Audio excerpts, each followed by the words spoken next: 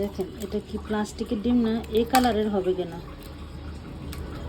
আর এটা এই যে পুরোটাই কুসুম, পুরোটাই কুসুম। এটা কেন এমন হবে? পুরাই পিঙ্ক কালার একদম।